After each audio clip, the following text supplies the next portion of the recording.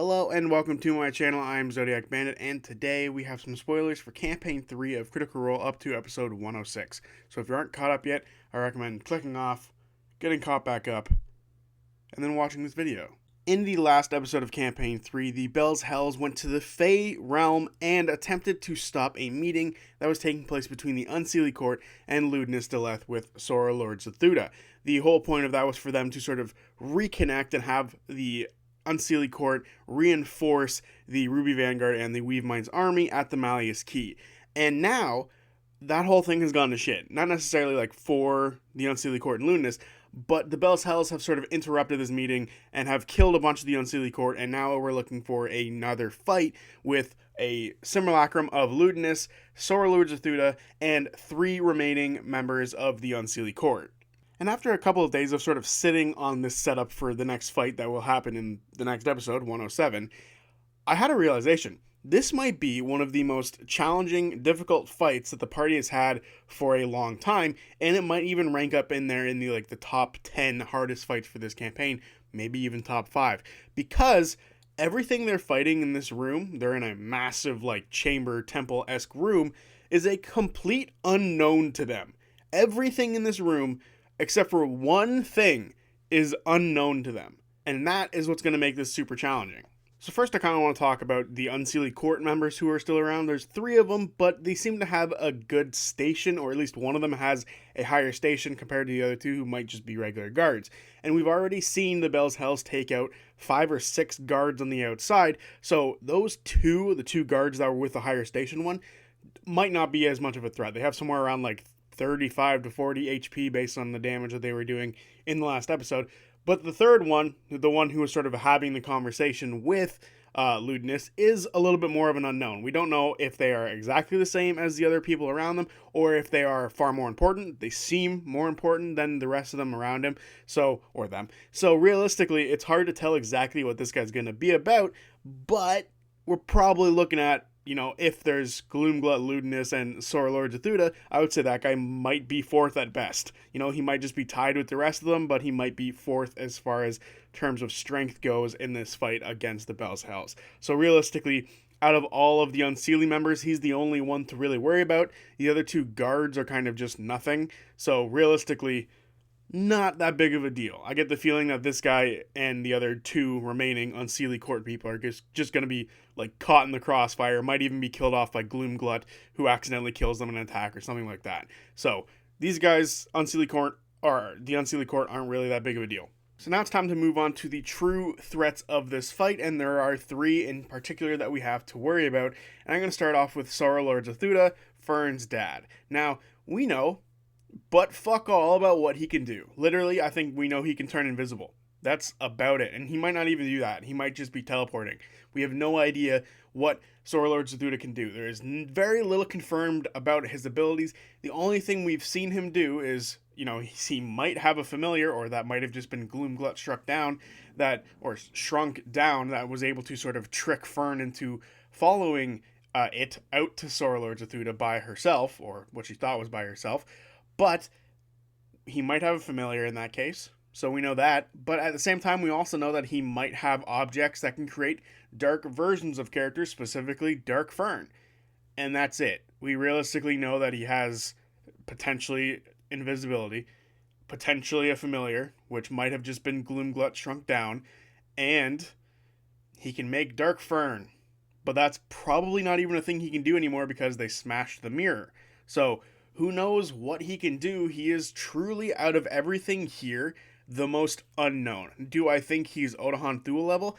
Absolutely not. I don't think he's anywhere near her. And this is actually interesting because I get to talk about what I believe the hierarchy of the Ruby Vanguard was now. So to me, Ludinus is obviously number 1, and then Odahan and Liliana were number 2. For a while, I initially thought that Zuda was on the same sort of level as those 2, but I highly doubt it after the Odahan fight. She was a monster, and I think Liliana is only on that level because of her connection to Ruidus, and I don't think she has half of the kit that Odahan had, but her kit is likely totally different and, dangerous in its own right. Something about Zuda, and yes, he is just below Archfey level, but something about him needing Gloom Glut to potentially rival Odahan makes me feel like him by himself isn't on that level. So as far as like the hierarchy of the Ruby Vanguard goes, I would put it as Ludinus, Odahan, and Liliana, and then below that was Sora Lord Zuda. And now, unfortunately for Ludinus, he's lost his two, the two commanders right below him, and now he has to rely on the third guy, who seems to be the weakest out of the bunch. But either way, Sora Lord Zuda is all he's got left, and realistically, he is still a problem, especially with Gloom Glut under him as his mount. So, again, complete unknown as far as Sora Lord Zuda is. But we do have a little bit of information on his mount. So we do know a tad bit about Gloom Glut. Now, there's a couple of ways that we can sort of talk about Gloom Glut here.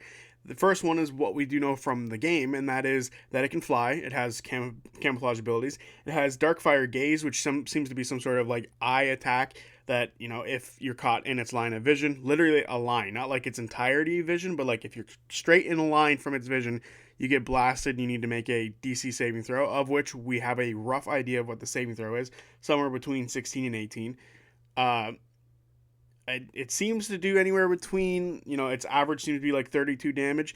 It can do a rend attack, which is like a claw attack, and it has legendary resistances. Now, some of you might be thinking, well, that sounds exactly like the Jabberwock. And that's because Gloom Glut is just a modified Jabberwock from what seems to be just from the Witchlight, Beyond Witchlight book. So realistically, you can look at the Jabberwock stat block and be like, oh yeah, that is Gloom Glut in full, with the exception of the Jabberwock itself seems to have a few more abilities that we haven't seen from Gloom Glut yet, like the Confusing Burble and the Uncanny Tracker. That being said, do you guys recall how well Gloom Glut was able to move through Kavirus and just follow the group? Maybe he is a very good tracker, and like I don't remember him doing damage, which is what Uncanny Tracker relies on, but he might just be a good tracker in general, which might be the reason that Zuda uses this mount, because he wants to be able to track things. Not only did he track them in Kavirus on Ruidus, he also tracked them really well in the Fey Realm when they ran from the Malleus Key the first time after blowing it up, and they had to have Nanamori step in to fight this thing. And I think that should also clue into potentially how strong this version of this Jabberwock is. He might be a little stronger than your average one, because he was going toe-to-toe with the State Fitcher and hurt the the Fate Stitcher. I just completely messed that up, but I'm keeping it in.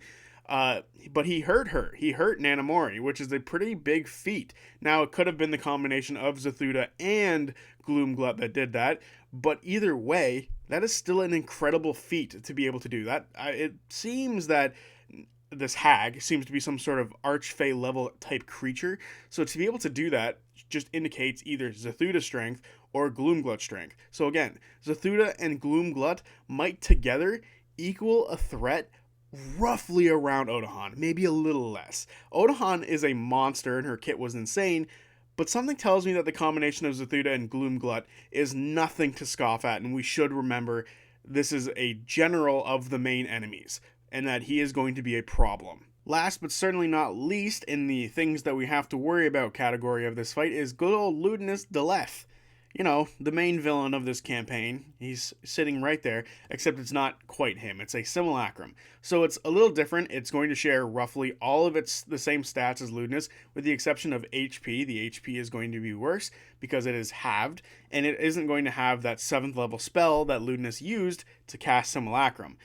From there, it's going to have, whatever spells it has up to that point, and it can never regain those spell slots, and most importantly, it can never learn anything else new spell-wise. It can learn information and then share that information, obviously, but it can't learn any new spells. So the spells that it had and that Ludinus had prepared at the time are its spells. So it's likely just stuck with whatever he had at the time, and, that could be anything. He is an ancient wizard, but we do know a handful of spells that he has at his disposal. It seems he has Shield, Misty Step, Counterspell, Fly, Sending, Banishment, Dimension Door, Telekinesis, Wall of Force, Simulacrum, obviously, Teleport, Power Word, Stun, Gate, and Weird. There are a couple other spells that he might have, but no confirmation on those quite yet. So realistically, we do have a good understanding of Ludinus' strength. However, it seems we don't have exact numbers for his strength yet, specifically his HP. That seems to be up in the air. The only thing we do know is he has a 22 to 23 in his intelligence stat.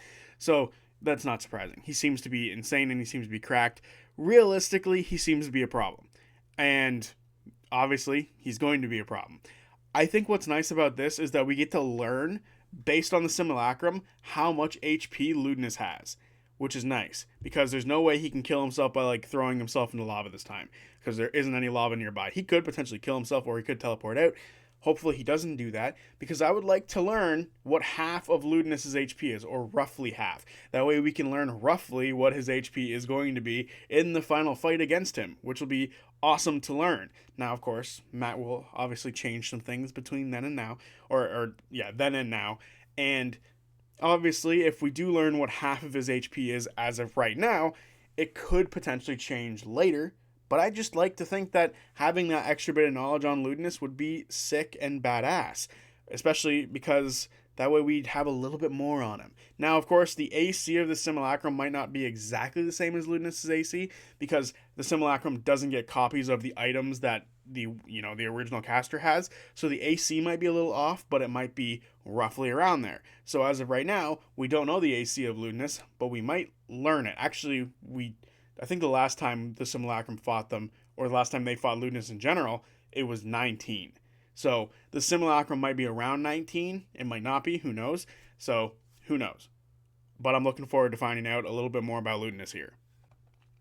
So I hope I've painted the idea that this fight is potentially going to be extremely dangerous because of the three individuals who are a part of the Ruby Vanguard. Sora Lord Zuda, Gloom Glut, I like calling him part of the Ruby Vanguard. Something about that just makes me laugh. But then obviously the leader of the Ruby Vanguard, or at least the simulacrum, Ludinus the Left. These three are a problem, and one of them is a relative unknown. We literally know nothing about his abilities as of right now. And the other two, we have super rough ideas about their strength. Ludinus could have literally infinite spells. We have no idea what his spell book could look like after 1,000 years of life. Matt could literally just have every spell that's available to him in his spell book. So realistically, a fucking danger in and of itself. But there is some other interesting facets to this whole scenario that I want to talk about. The first facet I want to talk about is actually Fern and Imogen. These two characters, I theorize for this fight, are actually going to be relatively safe. And the reason I think that is because the two villains of the fight want to use each of them respectively. Sora Lord Zuda wants to use Fern, because first of all, that's his daughter, and he wants to prove his bloodline's power, because she is a Ruidus-born as well, albeit a weaker version of a Ruidus-born, but he wants to prove his bloodline's power. So I get the feeling he's not going to kill her. If anything, he's going to attempt to knock her out.